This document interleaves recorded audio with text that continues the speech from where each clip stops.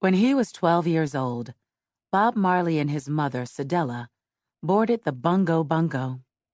That was what people in the Jamaican countryside called the public buses. Bob and Cedella were riding from their small, friendly village called 9 Mile to Kingston, Jamaica's capital city. Watching their neighbors wave goodbye, Cedella wasn't as sad as Bob. He was probably thinking about what they were leaving behind: soccer games in the grassy hills, and the music his neighbors played on their porches at night. But Cedella was sure she could find a better life for herself and her son in Kingston.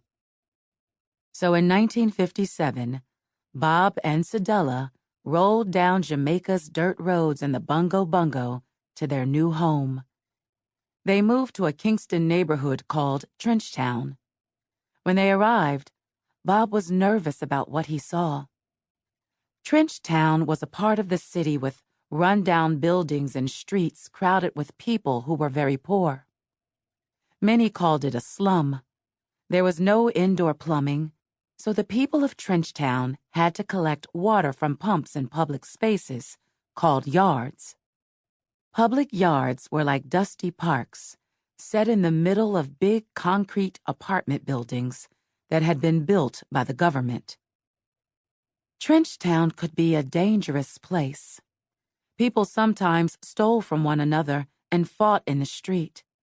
Bob kept to himself and observed his new neighborhood, trying hard to feel at home there.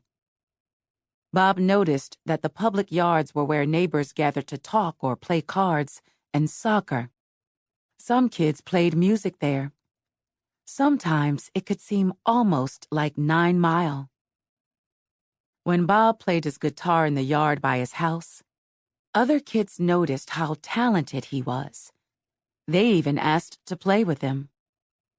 Singing and playing with his new neighbors in the public yard, Bob celebrated the good things in life, like having a full meal and a close friend.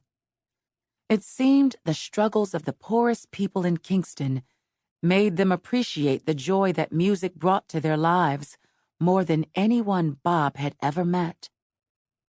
That's when Bob knew he always wanted to make music, the kind that brought people together to share simple, everyday joys. And Bob went on to do just that.